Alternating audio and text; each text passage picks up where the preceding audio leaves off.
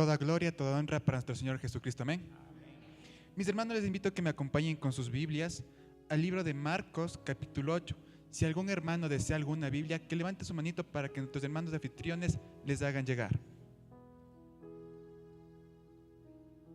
Libro de Marcos, capítulo 8, versículos 27 al 34.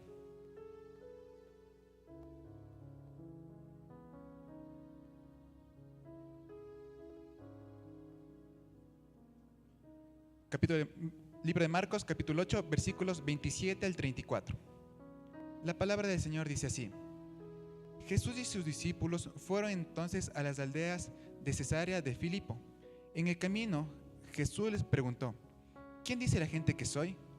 Ellos respondieron: unos dicen que eres Juan el Bautista, otros que Elías, y otros más que alguno de los profetas. Entonces él les preguntó: ¿y ustedes? ¿Quién dice que soy? Pedro le respondió: tú eres el Cristo. Pero él les mandó que no dijeran nada a nadie acerca de él. Versículo 31. Jesús comenzó entonces a enseñarles que era necesario que el Hijo de Dios, que el Hijo del Hombre, sufriera mucho y fuera desechado por los ancianos, los principales sacerdotes y los escribas, y que tenía que morir y resucitar después de 3 días. Esto se los dijo con toda franqueza, pero Pedro le llevó aparte y comenzó a reconvenirlo. Entonces Jesús se volvió a ver a los discípulos y reprendió a Pedro. Le dijo: aléjate de mi vista, Satanás.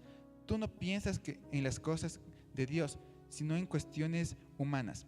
Versículo 34. Luego llamó a la gente y a sus discípulos y les dijo: si alguno quiere seguirme, niéguese a sí mismo, tome su cruz y sígame. Amén.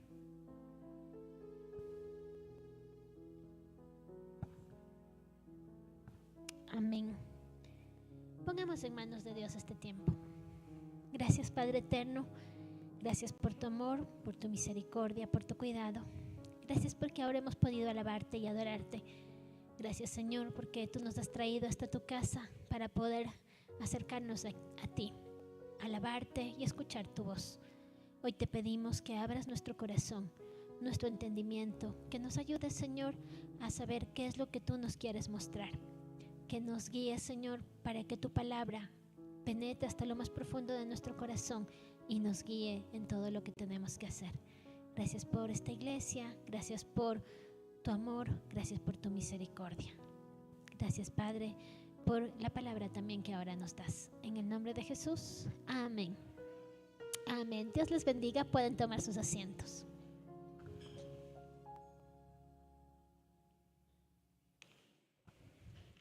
El camino de seguir a Jesús es un camino apasionante, diría yo. Es un camino que nos llena de sorpresas, de alegrías. Es un camino que a veces te encuentras con desiertos, pero luego te encuentras con agua en medio del desierto y te sorprendes. Es un camino a veces duro, pero sabes que Dios está siempre a tu lado. Es un camino del que cuando lo empiezas no te vas a arrepentir de seguirlo. Y bueno, estas semanas hemos estado reflexionando un poco en la misión que tenemos de la iglesia. El primer mes hablamos sobre el evangelismo y ahora nos toca sobre el discipulado. Y justamente pensaba, antes de pensar en el hacer discípulos, tenemos que tener claro qué significa ser un discípulo. Y si nosotros vemos en Jesús, vemos un ejemplo constante de cómo Él fue formando a sus discípulos. Y quería centrarme, porque para no alargarme en todos los evangelios, en el evangelio de Marcos y en un personaje, en uno de los discípulos, en Pedro, que nos muestra algunas escenas en la vida de Jesús, en el llamamiento que Jesús les hizo a sus discípulos. Y quiero enfocarme básicamente en unas 3 o 4 escenas de la vida del apóstol Pablo. La primera, pues, el llamado. Cuando Jesús llamó al apóstol Pablo, él era un pescador, ¿verdad? Dice que Jesús estaba por cerca del mar, ¿no es cierto? Estaba por la playa y de repente pues vio a 2 pescadores que estaban ¿qué? Pescando, Pedro y Andrés. Eso lo tenemos en Marcos 1, 16, 18, si quieren acompañarme. Vamos a movernos más por el evangelio de Marcos. Marcos 1, 16. Dice, andando junto al mar de Galilea, vio a Simón y a Andrés su hermano, que echaban la red al mar, porque eran pescadores. Verso 17. Y les dijo Jesús, venid en pos de mí, y haré que seáis pescadores de hombres. Y dejando luego sus redes, le siguieron. Primer punto que yo veo es el llamado que nos hace Jesús. Jesús hace un llamado a gente sencilla, pero radicalmente seducida por Jesús. Imagínate, ponte en el lugar de sus discípulos. Ellos, pues, en su trabajo cotidiano, gente sencilla, no eran personas, no sé, de una preparación demasiado especial, no eran de un carácter demasiado, tal vez, santo, no eran personas de clase económica particular. Pedro y su hermano Andrés, obreros de clase baja, jóvenes, sí. Mientras que los que vienen más adelante, Juan y Zebedeo, tienen jornaleros, ¿no es cierto? Entonces ya eran de una clase económica un poquito más alta. Y si lees en capítulo 2 de Marcos, te encuentras con el llamado a Mateo, a publicano, que era una persona adinerada, pero muy corrupta. Entonces, seguir a Jesús, la persona que Jesús busca para llamarle, no es una persona de un carácter o características específicas. Él busca el corazón apropiado. Y el llamado de Jesús es por gracia, no es por obras, no es por lo que nosotros hacemos, sino por el amor que Dios quiere, y Él llama al que quiera, y a ti y a mí nos ha llamado a seguirlo. La respuesta que dimos al llamado, esa es la que cada uno sabemos, ¿no es cierto? Pero cuando Jesús llama a estos pescadores, ellos sienten una pasión por servir y seguir a Jesús. Tal vez lo escucharon hablar, tal vez lo vieron como alguien diferente que tenía autoridad, no sé qué vieron en Jesús, pero dice la palabra que ellos dejaron todo y lo siguieron. ¿Y qué fue lo que Jesús les dijo? Venid en pos de mí, síganme y les haré pescadores de hombres. Cuando Jesús nos llama, nos da un propósito, nos da un sentido de vida. Y el sentido y el propósito que nos da no es que llenemos la iglesia, no es que vayamos semanalmente a una iglesia, que nos llamemos evangélicos y que vivamos sin pecar. Eso puede servirnos a crecer, pero no es ese nuestro llamado. El llamado que tenemos es a ser pescadores de hombres, es decir, a llevar el mensaje a más personas, no para ganar más adeptos para mi iglesia, sino para que más personas conozcan de Cristo y Dios pueda transformar sus vidas. El mensaje es que Dios se reconcilia con cada ser humano y cada ser humano empieza a vivir para Dios, y este mundo va a ser diferente porque hay más personas que están haciendo la voluntad de Dios. Ese es el llamado, esa es nuestra tarea. Y si tú aceptaste seguir a Jesús, tienes esa tarea. Dios te da un propósito, no te dice deja tu trabajo, deja tu familia, sino en el lugar donde estás, Él te va a usar para ser pescador de hombres. Cada llamado es particular. Lo que a cada uno pide es diferente. Lo mismo que le pidió aquí a Pedro de dejar la pesca es diferente a lo que le pidió tal vez al joven rico, que le pidió coger su dinero y dar a los pobres, y él no estuvo preparado porque su corazón estaba en lo material. Pero no te va a pedir a ti que cojas todo tu dinero y des a los pobres, a menos que tu corazón esté en las riquezas, y es el paso que tienes que dar para poder acercarte a Dios. Cada llamado es particular, pero nuestro corazón debe estar apasionado de querer empezar este viaje, este camino de seguir a Jesús. Es una decisión radical. ¿Qué hicieron los discípulos aquí? Al instante dejaron sus redes y se fueron con Jesús. Dejaron cualquier atadura con cosas de este mundo. Como te digo, lo que Jesús nos pide a cada uno va a ser distinto, pero nos va a pedir dejar las ataduras del mundo. Es decir, si hay algo que ocupa mi corazón antes que Dios, pues eso me va a pedir dejarlo para que mis ojos estén puestos en Jesús. Y como te digo, es un camino apasionante. El camino del seguimiento. Sigamos un poco pensando en el caminar de estos discípulos, ¿no es cierto? Primero, pues, le ven a Jesús hablando y entonces dicen, wow, tiene palabra especial. No es como el resto de maestros de aquí, no es como los fariseos. Cuando él habla, lo hace con autoridad y hasta llama la atención a los mismos fariseos. Entonces están emocionados por las palabras del maestro.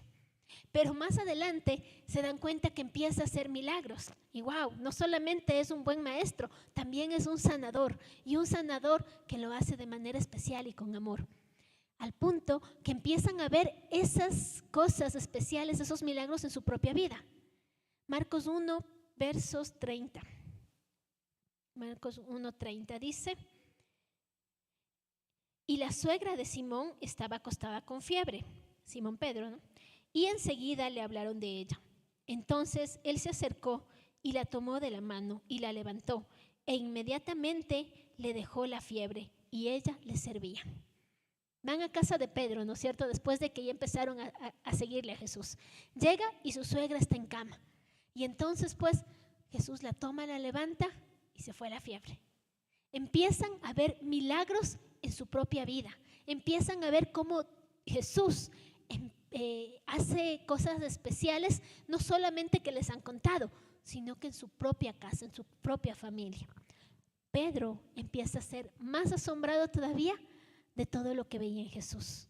Y sigue en su seguimiento, sigue en pos de Jesús y es testigo de milagros, es testigo de muchas personas que son curadas, incluso de alguien que es resucitado. Es testigo de cómo Dios le ayuda en los momentos de aflicción, ¿no es cierto? Y empieza a sentirse pero totalmente emocionado, ¿no es cierto? Alegre, gozoso, regocijándose por todo lo que ve en Jesús. Cuando empezamos el seguimiento a Jesús, nos encontramos con estas cosas. Nos alegramos y estamos en ese primer amor porque vemos cómo Dios empieza a responder a nuestras necesidades. Les decía, los que se conectan el miércoles al tiempo de oración, muchas personas envían o dicen, oremos por esta situación que estoy pasando. Y todas las semanas hay algún testimonio de cómo Dios ha respondido. Y es así, Dios responde, Él hace las cosas a nuestro favor.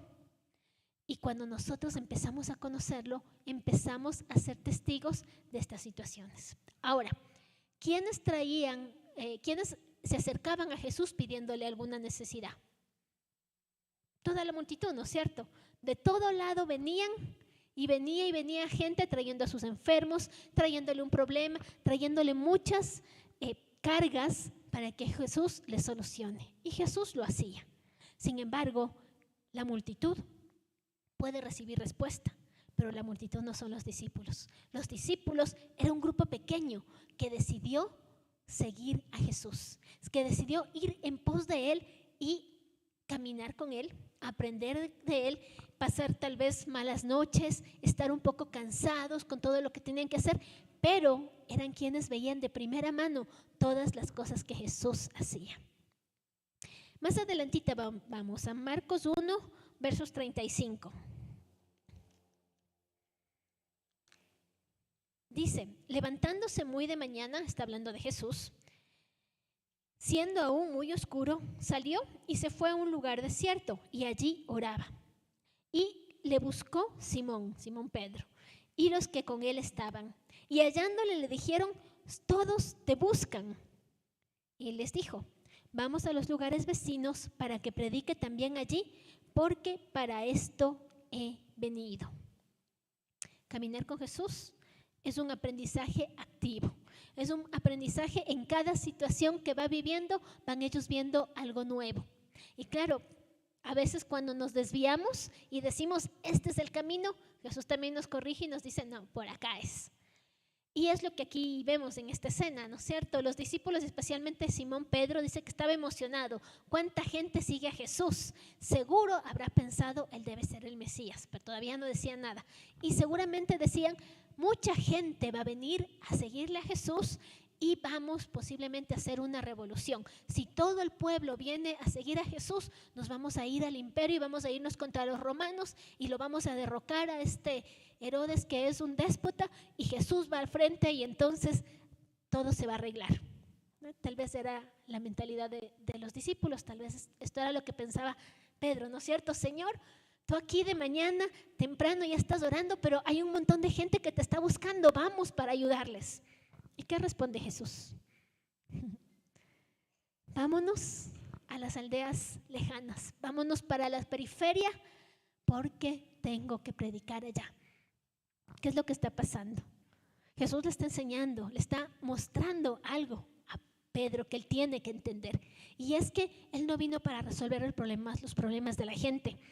Él no vino para estar ocupado haciendo muchas cosas, lo cual a veces nosotros hacemos, ¿no es cierto? Estamos ocupados queriendo solucionar todos los problemas, que el trabajo, que la casa, que los hijos, y tratando de cumplir y suplir todas las necesidades, y nos olvidamos de lo prioritario. Pero Jesús le está mostrando que él tiene que tener prioridades. ¿Y cuál era la prioridad? Era que el mensaje del reino de Dios llegue a la mayor cantidad de gente. Por eso pues les dice, vamos a otro lado. Y le está mostrando que debe orar más y hacer menos, ¿no es cierto? Porque la relación con Dios es la que nos va a dar la dirección para no desviarnos. Porque nosotros en nuestra humanidad queremos desviarnos hacia lo que nos apasiona, hacia lo que creemos que es lo correcto, pero muchas veces lo que yo pienso que es lo correcto no es lo que Dios quiere. Y tengo que negarme a hacer eso a mí mismo para ir en pos de lo que Dios me ha llamado. Pero para poder darme cuenta de eso, necesito estar en conexión con Dios. Por eso Jesús cada mañana estaba orando y guiando a los discípulos. Y entonces aquí Pedro también nuevamente es corregido, ¿no es cierto?, para no desviarse. Sigamos pensando en ese caminar de los discípulos, ¿no es cierto? Van viendo sanidad tras sanidad. Ya lo conocen como el maestro, ahora lo conocen como el que sana. Y más adelante viene a ser probada la fe, porque en el camino del discipulado nuestra fe es probada. ¿Y cómo se prueba nuestra fe? Sino a través de la adversidad. Cuando estás en un curso tienes que hacer una pruebita, ¿no es cierto?, para pasar de año. Nuestra fe también es probada en la adversidad. Y más adelante, capítulo 5, creo que es o 4, vemos a Jesús con sus discípulos en la barca, ¿no es cierto? Pasemos al otro lado y vamos en la barca. Y cuando están en la barca, ¿qué pasa? Viene la tormenta, ¿no es cierto? Viene la adversidad. Y entonces los discípulos, Señora, ¿por qué estás dormido? Mira que nos vamos a ahogar. A veces necesitamos nosotros pasar por esa tormenta. No a veces, siempre necesitamos pasar por esa prueba para que nuestra fe sea fortalecida. Eso ya no nos gusta, ¿no es cierto? Nos gusta ver el milagro, no nos gusta pasar la tormenta. Pero es ahí, en la prueba, donde el discípulo va fortaleciendo su fe. Porque tú te das cuenta de cuántas veces el Señor te ha sacado de la tribulación y entonces te das cuenta de quién es Él. No solamente es el que hace milagros, también es el que tiene poder sobrenatural sobre las fuerzas de la naturaleza. Y seguimos avanzando y le vemos sanando a un endemoniado. Wow, Jesús también tiene poder sobre los espíritus. Y seguimos avanzando y le vemos cada vez a Jesús más interesante, más poderoso. Y ya sentimos o sienten, aquí en este caso Pedro, que lo tenía todo porque estaba al lado de su maestro. Pero Jesús siempre lo vuelve a sorprender con un nuevo aprendizaje. La alimentación de los 5,000. ¿No es cierto? ¿Qué pasa ahí? Jesús les dice a los discípulos, ¿cuánta gente me está siguiendo? Y ya vamos 3 días y ellos han venido de lejos y ya no tienen que comer, están cansados. Si regresan a sus casas ahora, se van a desmayar por el camino. Y los discípulos, sí, Señor, tienes razón, pobre gente. ¿Y qué les dice Jesús? Bueno, entonces, denles ustedes de comer. ¿Qué habrías hecho tú? ¿De dónde? Pero Jesús prueba la fe de los discípulos poniéndoles circunstancias difíciles, circunstancias de necesidad. Y claro, en el camino de seguir a Jesús nos vamos a encontrar con eso. Recordaba que hace un tiempo que fue la pandemia, ¿no es cierto? Cuando estuvimos en la cuarentena, fue un momento difícil. Mucha gente se quedó sin empleo, mucha gente de la iglesia se perdió su empleo, mucha gente de afuera timbraba pidiendo que si tenemos algo para ayudar. Y en esa situación estábamos bastante preocupados. Aparte, pues se cerró la iglesia y obviamente casi que no habían ingresos. Y recuerdo que yo decía, bueno, ¿y ahora qué vamos a hacer? ¿Cómo podemos apoyar a tanta gente que necesita? Y en eso pues me llama una persona, me dice, mira Nelly, perdí mi trabajo, pero yo sé que el Señor por algo habrá permitido. Y el Señor ha puesto en mi corazón dar parte de mi liquidación para poder comprar alimentos y dar a la gente. Le digo, bueno, muchas gracias, no más si estás en esa situación. Claro, me dice los números de cuenta de la iglesia, le doy, cuando vamos a ver, $1,000. ¿Para qué? Para poder comprar un poco de productos y poder dar. Y en esa temporada de más carestía, cuando estábamos en cuarentena, la iglesia tuvo para poder dar a mucha gente. Daba la vuelta a la esquina así con gente que yo no sé cómo se enteró. Bueno, muchos timbraban y les decía, venga tal día, pero se corrió la noticia y había muchísima gente que hasta la policía vino. Y tuvimos para poder dar una fundita de víveres a cada persona. ¿Eso estaba en nuestros planes? No, ¿no es cierto? Yo veía como el milagro de la multiplicación del pan. Jesús mostrando quién es Él y cómo es el proveedor en esas circunstancias difíciles. Y así, si seguimos viendo, pensando en los discípulos, cómo cada día ellos iban conociendo quién es Jesús. Pero cuando sienten que ya lo conocen y que ya se las saben todas, Jesús nuevamente los vuelve a sorprender. Vamos ahora a Marcos capítulo 8, verso 27.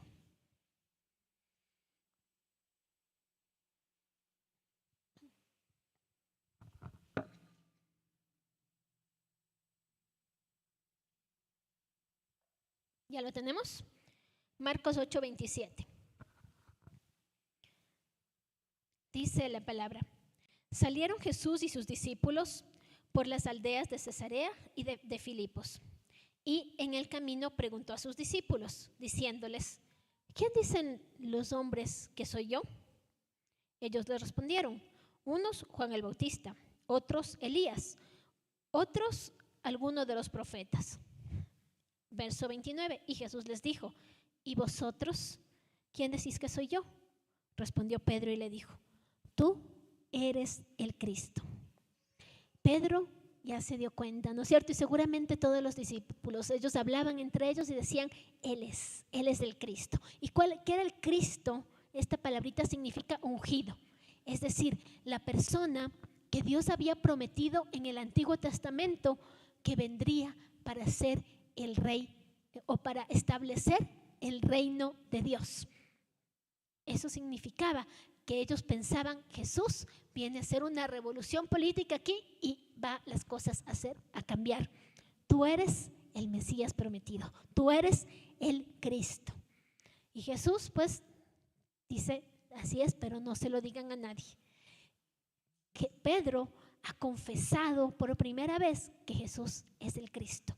Y cada uno de nosotros, cuando hemos decidido seguir a Jesús, hemos confesado a Cristo como nuestro Señor y nuestro Salvador. Pero apenas un versículo más adelante, ¿qué pasó? O un par de versículos más adelante. Verso 31. Y comenzó a enseñarles que era necesario que el Hijo del Hombre padecer mucho y ser desechado por los ancianos, por los principales sacerdotes y por los escribas, y ser muerto y resucitar después de 3 días. Y esto les decía claramente. Entonces Pedro le tomó aparte y comenzó a reconvenirle. Pero él, volviéndose y mirando a los discípulos, reprendió a Pedro diciendo: quítate de delante de mí, Satanás, porque no pones la mira en las cosas de Dios, sino en las cosas de los hombres. Y llamando a la gente y a sus discípulos les dijo: si alguno quiere venir en pos de mí, niéguese a sí mismo, tome su cruz y sígame. Los discípulos, Pedro, ya le habían seguido a Jesús por un buen tiempo, pero aún no entendían lo que significaba ser discípulo. Aún no entendían el precio del seguimiento, que no es algo fácil. Yo, sinceramente, igualita que Pedro hubiera sido. Lo mismo me hubiera preguntado cuando Jesús empezó a decir, es necesario que yo vaya a la cruz. Es necesario que todas las autoridades me rechacen y yo tengo que morir. Yo también hubiera dicho, pero Señor, ¿por qué dices eso? No sé, ahí Pedro dice, comenzó a reconvenirle, comenzó a decirle, esto no es lo correcto, ¿cómo vas a decir eso? Tienes que pensar positivo, Señor, si contigo tenemos todo. Vamos mejor, ¿no has oído eso de la ley de la atracción? Si tú piensas en eso, ¿qué nos va a pasar? No sé cuáles serían las palabras de Pedro, pero él no quería y no aceptaba que el camino de Cristo vaya hacia la cruz. Y creo que ninguno de nosotros lo queríamos, lo quisiéramos, ¿no es cierto? Es algo como que no nos cuadra. Si Jesús tiene tanto poder y hace tantos milagros y es todopoderoso, ¿por qué tenía que ir a la cruz? Sin embargo, Jesús muestra que era necesario, dice. Es necesario que el Hijo del Hombre sea rechazado. Es necesario que vaya a la muerte y luego resucite. Porque sin cruz no hay gloria. Y porque sin seguimiento, más bien dicho, sin cruz tampoco hay seguimiento. Porque si Jesús, que es el Hijo de Dios, tomó el camino de la cruz, nosotros que somos sus discípulos y los seguidores de Jesús, no podemos también tratar de no tener la cruz. Tenemos también que tomarla. Por eso Jesús dice, el que quiera ir en pos de mí, el que quiera ser mi seguidor, tiene que negarse a sí mismo, tiene que tomar su cruz y seguirme. No es muy fácil, ¿no es cierto? La iglesia, desde el inicio, con aquí Pedro, en este ejemplo, no ha querido tomar la cruz. Se ha escandalizado de la cruz. ¿Y qué es no querer llevar la cruz? Es cuando, por ejemplo, nosotros queremos quedarnos con el Dios que nos hace milagros, pero no queremos compromiso. Es cuando queremos la gracia que nos perdona de los pecados, pero no queremos morir al pecado en nosotros, sino que queremos seguir viviendo nuestra vida de manera normal. Eso es no querer tomar la cruz. Pero no hay seguimiento sin cruz, porque Cristo nuestro Señor fue hacia la cruz y nos ha llamado a que cada uno tomemos nuestra cruz, no la cruz de Jesús. La cruz de Él no la podríamos tomar porque Él cargó con todos los pecados. No la cruz de nuestros hermanos, porque como que cada cruz es a nuestra medida, sino la cruz que Dios te pide a ti. ¿Y cuál es esa cruz? ¿Qué es la lucha que tú tienes constantemente? Cada discípulo debe cargar la cruz. Aquí dice, verso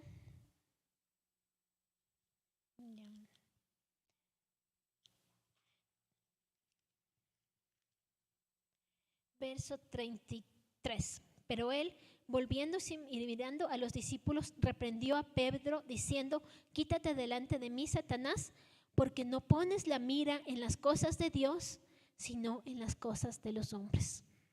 Es una palabra muy fuerte. ¿Por qué? Porque es una tentación satánica el nosotros querer tomar la gracia y tomar la salvación de Dios sin querer comprometernos con Cristo. Porque es una burla a Cristo. No porque la gracia es gratis, pero es gratis porque no nos cuesta. Pero no es fácil porque implica un camino de compromiso real con Cristo. Implica un camino de negarme a mí mismo, un camino de buscar, complacer y hacer la voluntad de Dios, no la mía. Poner nuestra mira ¿dónde? En Dios, no en las cosas de este mundo. Pero lo cierto es que muchas veces nosotros ponemos la mira en las cosas de este mundo. El joven rico puso la mira en las cosas materiales. Tal vez a ti Dios no te va a pedir que dejes todo y des a los pobres. A él sí se lo pidió, porque esa era su cruz, porque ahí estaba su tesoro y su corazón. Pero ¿qué es lo que el Señor te va a poner a ti? ¿Dónde pones tú la mira? Pues tenemos que poner la mira en Dios, en Cristo, en su cruz, no en las cosas de este mundo. Cuando queremos hacer las cosas para nuestro propio beneficio y dejamos de lado a Dios, ponemos nuestra mira en las cosas de este mundo y no en las cosas de Dios. Mirar a Jesús es el único camino para poder ser sus discípulos. ¿Qué significa esto, no es cierto? Vamos a Gálatas 2:20.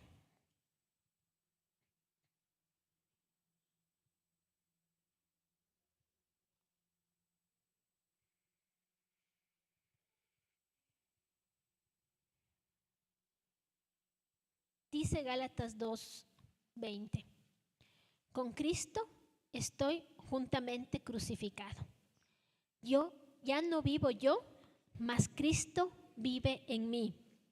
Y lo que ahora vivo en la carne, lo vivo en la fe del Hijo de Dios, el cual me amó y se entregó a sí mismo por mí. ¿Con Cristo qué? Estoy juntamente crucificado. Cuando tú te bautizas, ese es un símbolo que representa que yo muero al pecado, muero al viejo hombre, me sumerjo en las aguas y renazco a una nueva vida en Cristo. Es esto, ¿no es cierto? Con Cristo estoy juntamente crucificado. Es decir, mi carnalidad, mi humanidad, mis deseos pecaminosos mueren y son crucificados con Cristo para nacer a ser una nueva persona. El camino de seguimiento a Jesús es un camino de vida, pero también un camino de muerte. Un camino de vida porque te da nueva vida, te muestra tantas cosas especiales, te emociona, pero también es un camino de muerte, porque tienes que morir a tus viejos pecados, porque tienes que morir a tu yo, porque tienes que morir a esa vieja naturaleza para ser una nueva criatura en Cristo. ¿Qué implica morir al yo? ¿Qué implica negarme a mí mismo? Como te digo, cada cruz es a medida, es lo que a ti Dios te pide. En un caso puede ser amar a tu enemigo. Bueno, eso es algo que pide a todos los discípulos, ¿no es cierto? Pero es un ejemplo de morir al yo, de negarme a mí mismo, amar a todos y amar a nuestro enemigo. Puede ser, dice en Gálatas, ¿no? Llevad los unos las cargas de los otros y así cumplirán la ley de Cristo. Puede ser que sabes de algún hermano que está pasando un momento difícil y te pide ayuda.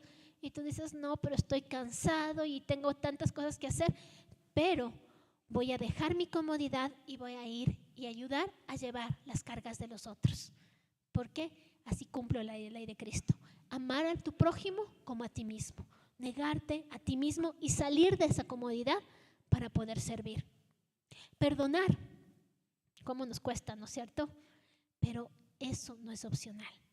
Un discípulo de Jesús, un seguidor de Jesús, tiene que perdonar, porque Cristo cargó nuestros pecados y Él nos perdonó. Nosotros como sus seguidores tenemos que aprender a perdonar a otros y a veces cargar con la culpa del ofensor, porque Cristo ya cargó con nuestros pecados. Aprender a perdonar, eso es negarnos a nosotros mismos, es morir a nuestro yo. Como alguien me decía, ay no, yo tengo que cargar con la cruz de mi marido. ¿Será esa nuestra cruz? No, no es cierto. La cruz es cosas que a nosotros tenemos que vencer en nosotros, vencer el pecado, vencer estas actitudes pecaminosas, vencer el orgullo, vencer el querer tal vez yo brillar y más bien dejar que Cristo brille. Eso es morir a mi yo. Morir al yo tampoco es estas conductas ascéticas, ¿no? De lacerar mi cuerpo en penitencia, de ir de rodillas en la procesión cargando una cruz literal. Eso no nos pide Dios. Esa no es cargar la cruz, sino morir a esta vieja naturaleza, a nuestros deseos pecaminosos y permitir que Dios sea, que Él crezca, poner nuestra mira en Cristo, no en las cosas de los hombres. Es posible que la gente aquí no te haya tratado bien, pero tu mira tiene que estar en Cristo. Ahí es distinto, ¿no es cierto? Es una vida de compromiso con Dios. Es una vida de testimonio con el prójimo. Es una vida de amor que realmente confronta a este mundo para hacer un cambio. Amén. Para finalizar, pues, estaba leyendo un libro que se llama El precio de la gracia, de Bonhoeffer, que es un pastor alemán, no un perro, sino un teólogo, pastor, nacido en Berlín, en la época de Hitler. Y este pastor hablaba mucho del tema de seguir a Jesús, hablaba mucho de este compromiso, de este seguimiento que realmente cuesta. Y él, en su momento, cuando Hitler recién estaba empezando en el poder, empezó a hablar en contra de ese régimen. Hablaba del amor al prójimo, Hablaba en contra del racismo, de hacer acepción de personas, hablaba en contra de un estado totalitario. Mientras que mucha gente de la iglesia más bien decidió cerrar su boca y callar y obedecer y someterse a las autoridades, él se mantuvo firme, hablando lo que no era, denunciando lo que no era correcto. Tuvo la oportunidad de quedarse fuera de Alemania porque sí salió, pero decidió volver porque quería seguir ahí, en ese lugar, hablando de lo que Dios quería. Y él fue justamente un mes antes de terminar la Segunda Guerra Mundial, un mes antes de que finalice la guerra, lo mataron. No, estaba preso y lo fusilaron. Y justamente pensaba en el testimonio de este hombre. Eso es el precio del seguimiento. Tener una convicción y un seguimiento de Cristo tan firme que tu testimonio incomode a quien está haciendo lo injusto. Y eso en este caso le costó la vida. No es lo que tal vez Dios te pidió a ti o a mí. Cada uno Dios nos ha pedido algo particular. Pero cualquiera sea tu lucha, recuerda, nosotros somos llamados a seguir a Jesús. Y eso implica muchas veces hacer renuncias para que Dios sea, para que Él crezca y para que más personas vuelvan a Él. Ese es el precio, ese es el seguir a Jesús. Y cada uno de nosotros tenemos la opción de seguir a Jesús o de decir, Señor, yo no estoy preparado, pero estoy segura de que si tomas el llamado de seguir a Jesús, no te vas a arrepentir, porque es un camino hermoso y la palabra nos dice, ligera es mi carga y ligero es mi yugo, dice el Señor. No es el yugo que el Señor nos manda, es ligero, no porque no sea fácil, sino porque Cristo está con nosotros. Amén. Vamos a finalizar con una oración. Pongámonos de pie.